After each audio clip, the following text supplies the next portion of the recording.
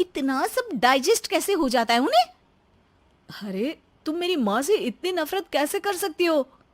मैं उनसे नफरत नहीं करती जी, बस परेशान हूँ। जहां मुग्धा अपने पति से ये सब बोल रही होती है, वहीं उसकी सास भी कमरे के बाहर दरवाजे से कान लगाए सारी बातें सुन रही होती है और अगली दोपहर रसोई में मुग्धा के पास जाती है। बहू, आज ना मेरा कुछ मसालेदार खाने का मन है। तो चाय बना दो, मुझे बहुत पसंद है। अरे ना, ऐसा कर लिट्टी चोखा बना ले। और हाँ, जितना मसाला बातों में मिलाकर पति को सुनाती हो ना, सब्जी में भी वैसे ही डाला करो, खाना स्वादिष्ट बनेगा। सास की बात सुनकर मुग्धा हैरान रह जाती है।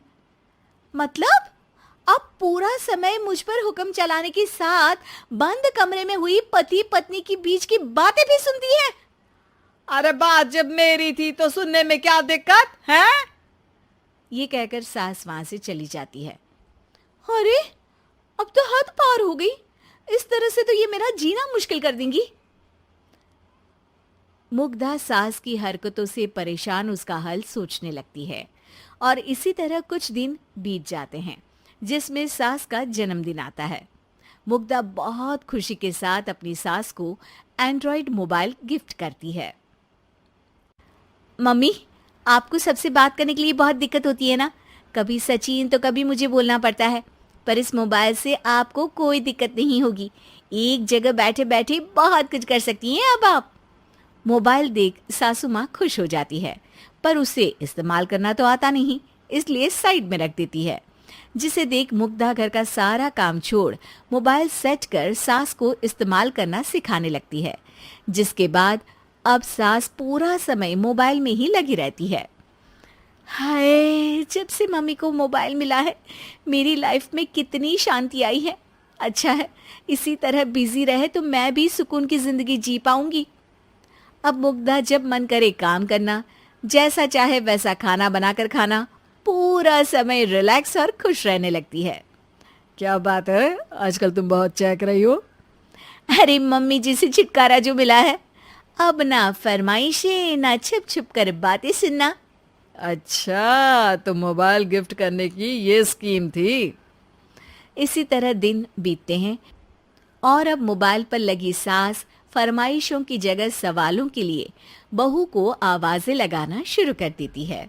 अरे बहू सुन तो, देख जरा किसी का फोन क्यों नहीं मिल रहा? रिचार्ज खत्म हो गया है, पर अभी 4 दिन पहले ही तो मैंने किया था, इतनी जल्दी कैसे खत्म हो गया? अरे मैंने कल तेरी कनाडा वाली मौसी सास से 3 घंटे बात की थी ना। क्या?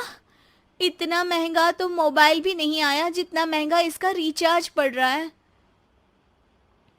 इसके बाद तो जैसे मुग्धा के दिन के 24 घंटे में से 20 घंटे सास के पास उनके मोबाइल रिलेटेड प्रॉब्लम सॉल्व करने की ड्यूटी ही बन जाती है। अरे मुग्धा, ये मोबाइल में अचानक तेरी मौसी सास की शक्ल क्यों दिखने लगी और ये तो हिल भी रही है? मम्मी, ये गूगल डुओ का वीडियो कॉल है, इसमें आप बात करने के साथ एक दूसरे की शक्ल भी देख सकती हो। अच्छा, ये तूने मुझे पहले क्यों नहीं बताया? अब बताने के लिए पहले नहीं बताया। इसी बीच सचिन भी वहां आ जाता है और सास अपनी वीडियो कॉल में बिजी हो जाती है। क्यों, सास बहू में क्या गपशप चल रही है? इसे गपशप नहीं, दिमाग का दही होना बोलते हैं। पर तुम तो मम्मी को मोबाइल देकर बहुत खुश थी, फिर क्या हुआ? हाँ, उसका सुकून भी कुछ ही दिन मिला। अब घर के टंटे खत्म हुए तो मोबाइल की टिंग टिंग शुरू हो गई। देखो भाई, कुछ पाने के लिए कुछ खोना तो पड़ता है।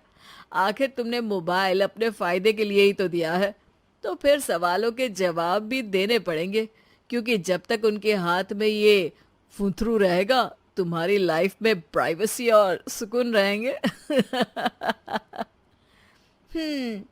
कहने का मतलब है अगर इससे प्यार बढ़े तो दाग अच्छे हैं।